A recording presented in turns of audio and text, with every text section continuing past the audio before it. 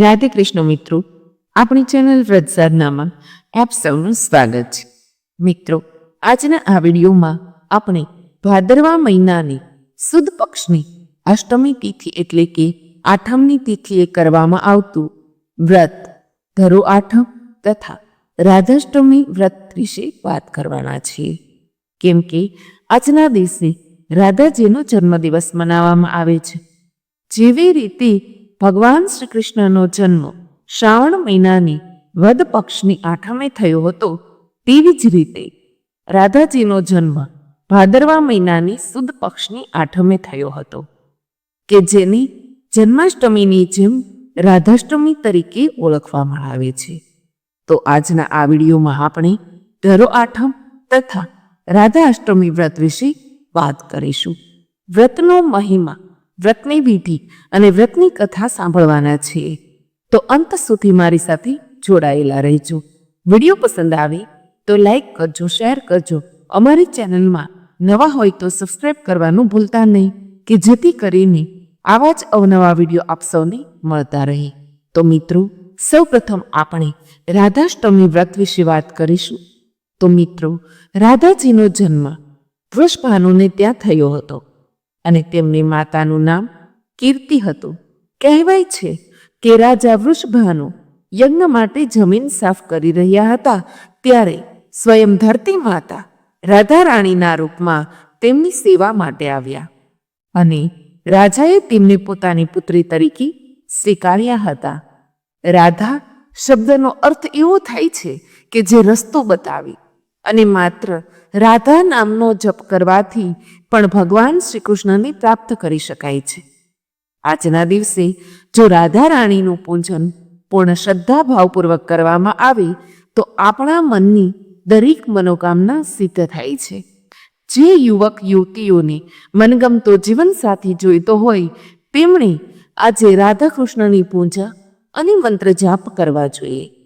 એવું કહેવાય છે કે જો આ દિવસે રાધા રાણી સહિત ભગવાન શ્રી કૃષ્ણને ધૂપ, દીપ, નૈવેદ્ય અને ફૂલહારથી પૂજન અર્ચન કરવામાં આવે છે તો ભગવાન આપણી દરેક ઈચ્છાને પૂર્ણ કરે છે અને ભગવાન શ્રી કૃષ્ણ આપણને પોતાના શરણમાં લે છે.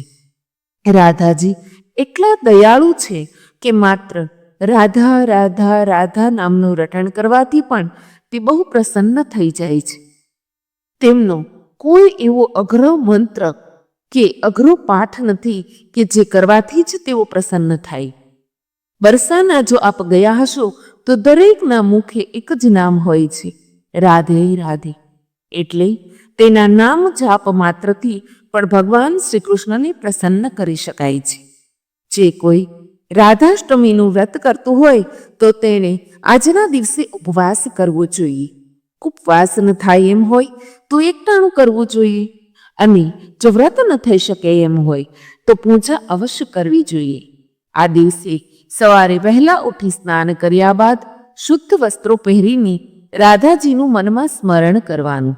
ત્યારબાદ ઘરના મંદિરમાં રાધા રાણી સહિત શ્રી કૃષ્ણ ભગવાનની મૂર્તિ કે ફોટો હોય તો તેનું આજે પૂજન કરવું.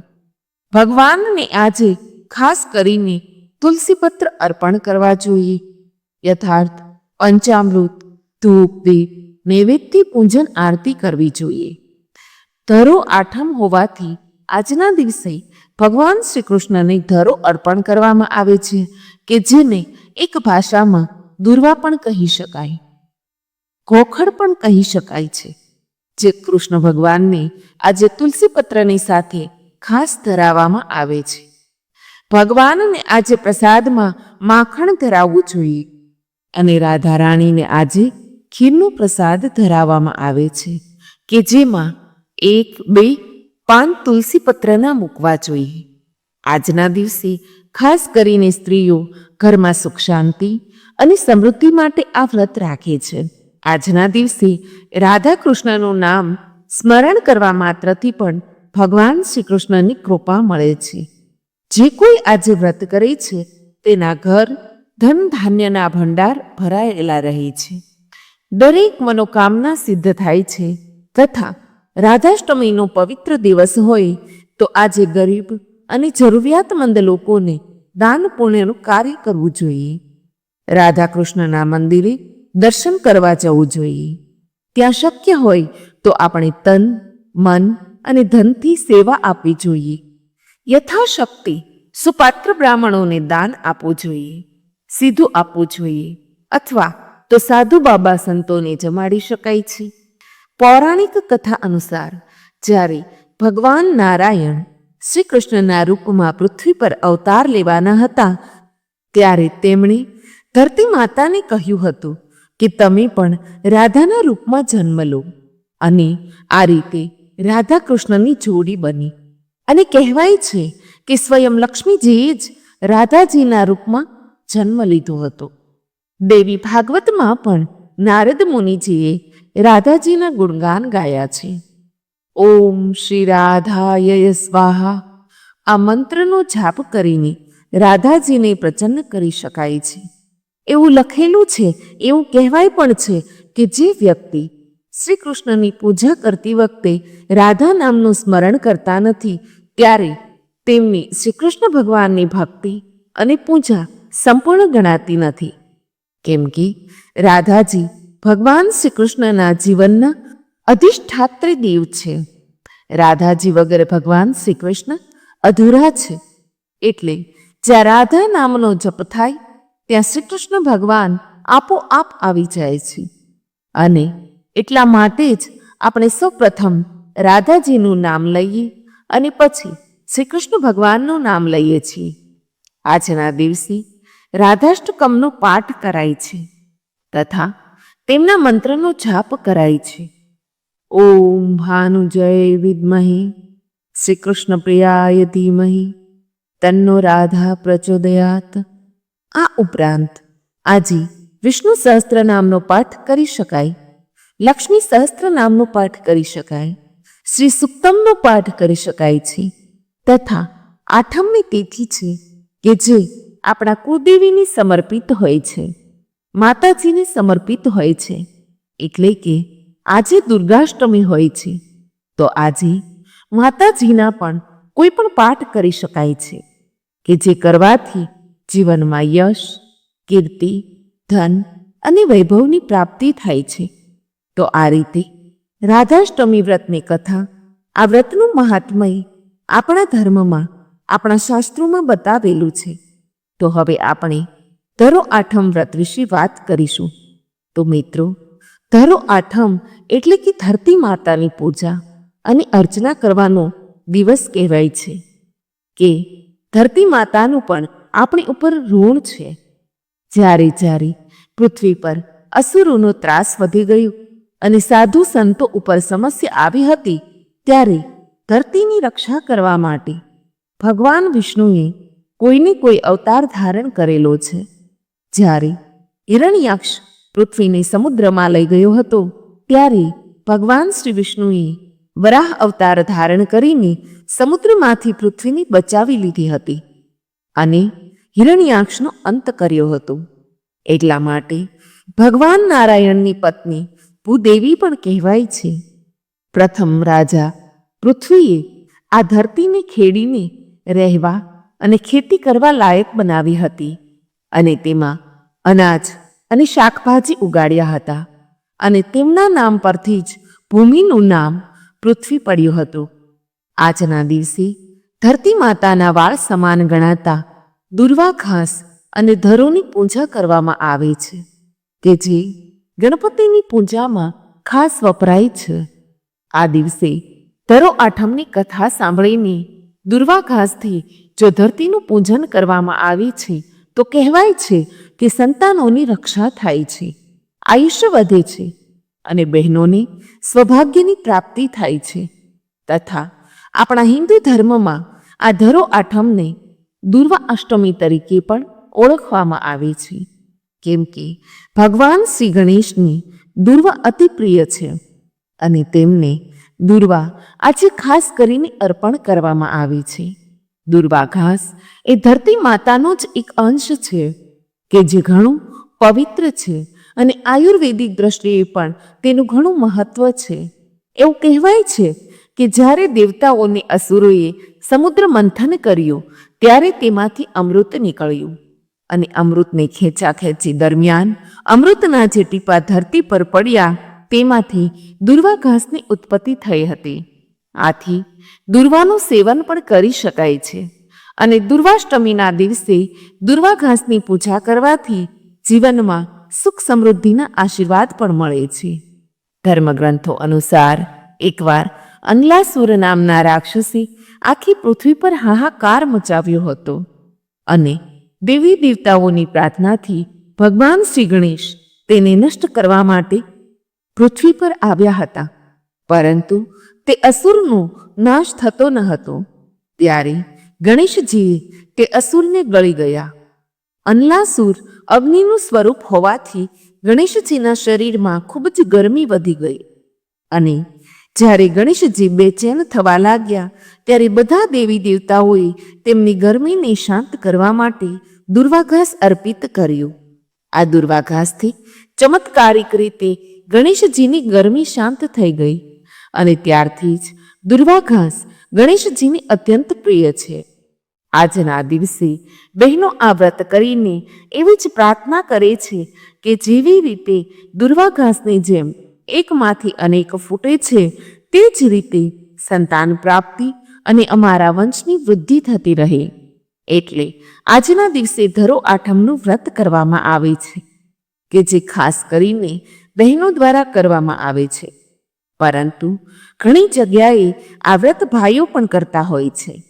દુર્વાનું પૂજન કરે છે અને ધરતી માતાનું પણ પૂજન કરે છે અને ધરતી માતાનું આપણા ઉપર ઋણ પણ રહેલું છે. તો તે ઋણને ચૂકવવા માટે આ ધરો આઠમનું વ્રત આપણે સૌ લોકોએ કરવું જોઈએ. તો આ રીતે ધરો આઠમ વ્રતનું મહાત્મય આપણા ધર્મમાં, આપણા શાસ્ત્રોમાં લખેલું છે. તો હવે આપણે ધરો આઠમની વ્રત કથા સાંભળીએ કે જે સાંભળવા માત્રથી પણ ધરો આઠમનું વ્રત કર્યા સમાન ફળ મળે છે. તો બોલીએ ધરો માત કી છે. એક ગામમાં સાસુ વહુ રહેતા હતા. વહુ ઘણી સમજદાર હતી, પરંતુ સાસુ નાની નાની વાતમાં છણકા કરતા. તેમનો દીકરો મજૂરી કરવા ખેતરે જતો અને સાસુ વહુ ઘાસ લાવી અને ઘર ચલાવતા હતા. એવામાં ભાદરવો મહિનો આવ્યો. ધરો આઠમનો પવિત્ર દિવસ આવ્યો. વહુએ સાસુને કહ્યું કે ચલ ખેતરમાં જઈને ઘાસ વાઢી આવીએ. વહુ તો ધરો આઠમનું વ્રત કરતી હતી, તેથી તેને વિચાર આવ્યો કે આજે લીલું ઘાસ કેવી રીતે વાઢવું, આ તો પાપ ગણાય. તેણે હિંમત કરીને સાસુને ના કહી. તો સાસુએ ગુસ્સે થઈને કહ્યું કે જો ઘાસ નહીં લાવીએ તો ઢોરને શું ખવડાવીશું? હું એકલી જ જાઉં છું અને લઈ આવું છું. સાસુ તો દાતરડું લઈને ખેતર તરફ નીકળી પડ્યા. બિચારી વહુ પોતાના બાળકને ઘોડિયામાં સુવડાવીને મનમાં ધરો માતાની પ્રાર્થના કરવા લાગી કે હે ધરો માતા, મારા ફૂલ જેવા બાળકની રક્ષા કરજો. પછી તે પણ સાસુની પાછળ પાછળ ચાલી ખેતરમાં પહોંચીને સાસુ તો ઝડપથી ઘાસ વાઢવા લાગી, પરંતુ વહુનો જીવ ચાલતો ન હતો. તેને થયું કે જો લીલું ઘાસ વઢાશે તો વ્રતનો ભંગ થશે. તે લીલું ઘાસ છોડીને માત્ર સૂકું ઘાસ વાઢવા લાગી. સંધ્યા પડી અને સાસુ વહુ ઘાસના ભારા માથે મૂકી પાછા ફર્યા. તો ગામના પાદરે તેમને સમાચાર મળ્યા કે ઝડપથી ઘરે જાઓ, તમારું ઘર બળી રહ્યું છે. આ સાંભળીને તેમના તો જીવ અદ્ધર ચડી ગયા. તેઓ ઘાસના ભારા ત્યાં જ ફેંકીને ઘર તરફ દોડવા લાગ્યા. ઘરે પહોંચીને જોયું તો આખું ઘર બળીને રાખ થઈ ગયું હતું. વહુ તો અડધા બળેલા દરવાજાને ધક્કો મારીને અંદર ગઈ અને જોયું તો ઘોડિયામાં તેનું બાળક હસતું રમતું હતું. આ જોઈને તે રાજી રાજી થઈ ગઈ. તેણે તરત જ બાળકને ઉઠાવીને છાતી સરસું સાપી લીધો અને મનોમન ધરો માતાનો આભાર માન્યો કે હે ધરો માં, તમારો ખૂબ ખૂબ આભાર. તમે મારા લાલની રક્ષા કરી, મારા વ્રતની લાજ રાખી. વહુ બાળકને લઈને બહાર આવી. બાળકને જીવતો જોઈ સાસુની આંખમાં ખુશીના આંસુ આવ્યા. પોતાની ભૂલનો અહેસાસ થતાં જ તે જ ક્ષણે ધરો આઠમનું વ્રત કરવાનો સંકલ્પ કર્યો કે હે ધરોમાં, તમે જેવા આ વહુને ફળ્યા તેવું જ તમારું વ્રત કરનાર, વ્રત કથા સાંભળનાર, વાંચનાર, વિડીયો જોનાર, સાંભળનાર સૌ કોઈને ફળજો, એવી જ અમારી તમને પ્રાર્થના છે. તો બોલીએ ધરો માત કી જય. મિત્રો, આજના આ વિડીયોમાં આપણે ભાદરવા સુદ આઠમના દિવસે કરવામાં આવતું વ્રત રાધાષ્ટમી અને ધરો આઠમ વ્રતની કથાનું મહિમા અને વ્રતની વિધિ જાણી. આશા છે કે આપ સૌ લોકોએ મારી સાથે આ વિડીયોને જોયો હશે અને સાંભળ્યો હશે. તો વિડીયોમાંથી કંઈ નવું જાણવા મળ્યું હોય તો વિડીયોને લાઈક કરી તમારા મિત્રોને મોકલી અમારી ચેનલમાં નવા હોય તો સબસ્ક્રાઈબ કરવાનું ભૂલતા નહીં, કે જેથી કરીને આવા જ અવનવા વિડીયો આપ સૌને મળતા રહે. તો આ સાથે હવે મને રજા આપો. મળીશું ફરી એક નવા વિડીયોમાં. ત્યાં સુધી આપ સૌ લોકોને અમારી ચેનલ વ્રત સાધનાના જય શ્રી કૃષ્ણ. ધન્યવાદ. મારી સાથે જોડાઈ રહેવા બદલ આપ સૌ લોકોનો ખૂબ ખૂબ આભાર.